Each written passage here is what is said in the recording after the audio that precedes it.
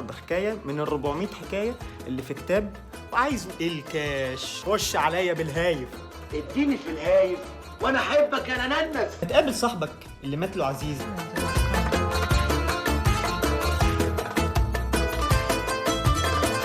ضرب مدرب المجر بالجزمه. ايوه، قلع الجزمه وضربه بيها. وكله موافق وكله ماشي مع اللعبه. اوصاف مش لازم تبقى بتلعب جيم واحسن واحد في شغلك واحسن واحد بيلعب. الحياه مش هتديك كل ده، هتموت نفسك وانت بتعمل يا نوتي. يعني الولد ده، بص الولد ده بيعمل ايه. الولد واخدهم طول الوقت بمر معاه الذكريات وتعيش دور المطيبات.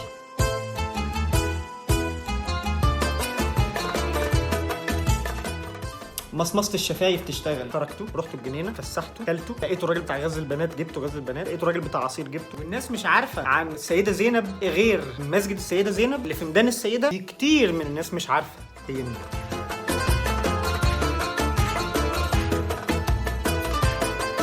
الواد عشان مصاصه خرب الدنيا وقعد يزن طول ما احنا راكبين في العربيه ولا راكبين في مش عايز اقول لك هيردوا عليك يقولوا لك ايه. مش ده هيخليك تعيش سعيد ومبسوط؟ الناس هتنفعك بايه؟